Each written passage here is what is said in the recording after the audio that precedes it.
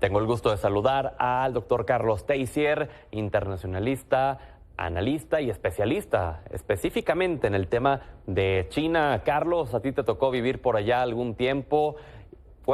Primero que todo, buenas noches. ¿Cómo estás, Pedro? Buenas noches, encantado de saludarte. Oye, Carlos, a ver, cuéntanos tu análisis de lo que realmente está pasando allá en China y cómo entender esta eliminación del COVID-0.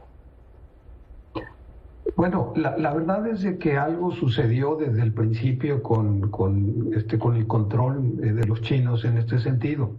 La verdad es de que a todos nos llamó la atención que al principio, cuando empezó la pandemia, si alguien había avanzado en detenerla justamente era China, pero después, cuando todo el mundo empieza ya a mostrar signos de recuperación, China cae en quizá la peor etapa del virus en su país. Vienen los cierres muy fuertes.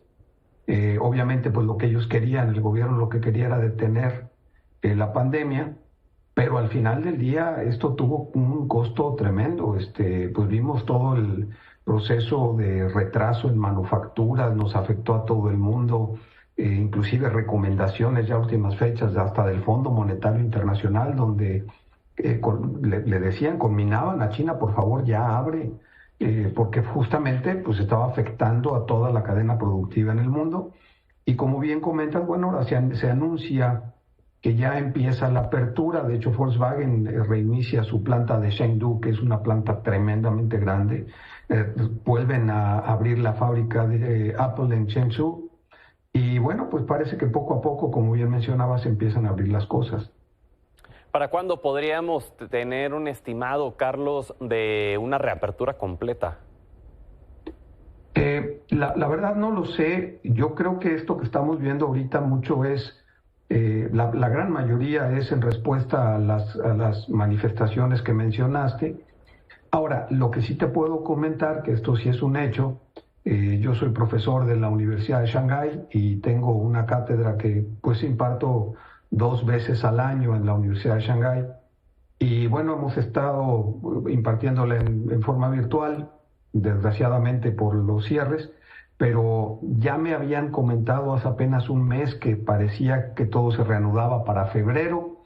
Yo creo que febrero, marzo, ya pueden ellos recibir profesores y estudiantes extranjeros, y entonces pues con esto se empezarán a abrir las cosas. Desde la perspectiva social, Carlos, ¿qué análisis nos puedes compartir de las protestas y de lo que han logrado?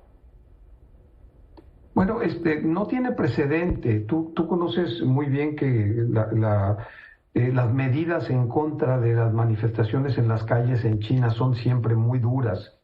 Y ahora creo que aunque se ven cosas, pudimos presenciar cosas pues de la policía haciendo, tratando de contener y todo esto, no es lo que yo esperaba. Yo esperaba que fueran mucho más duras la respuesta del gobierno.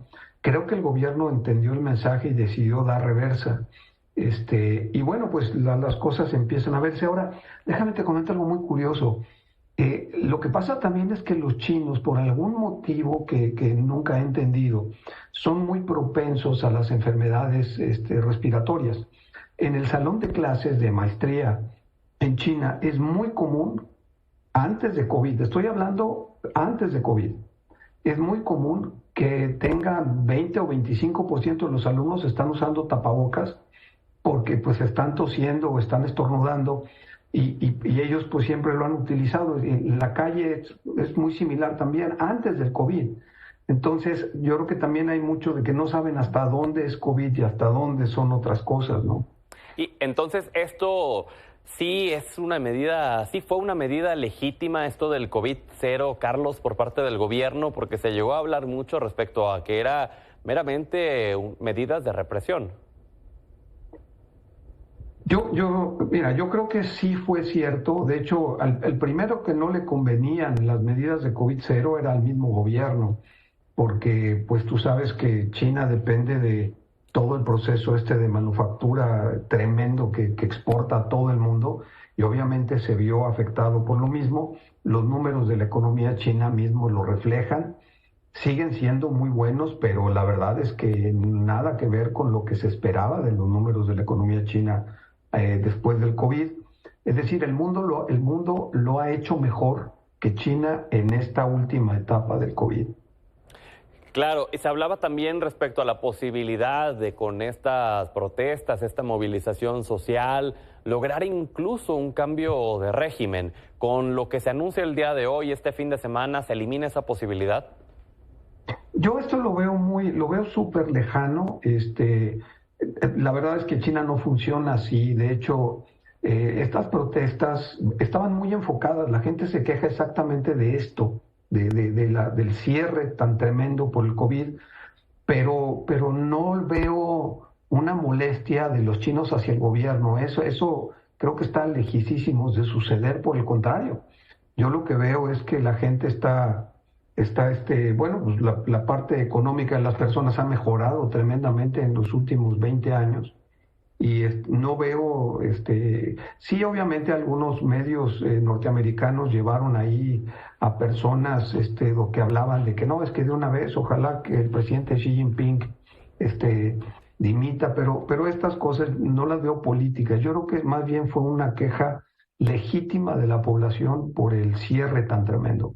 Con esto que se anuncia por parte del gobierno, ¿ya se acaba el problema, Carlos, o esto continúa? No, yo espero, bueno, déjame primero, el problema epidemiológico no sé si está controlado, no tengo idea. Yo espero que sí, que por eso ya estén decidiendo abrir, aunque te repito, yo siento que más bien es una medida política para bajar estos ánimos de las personas.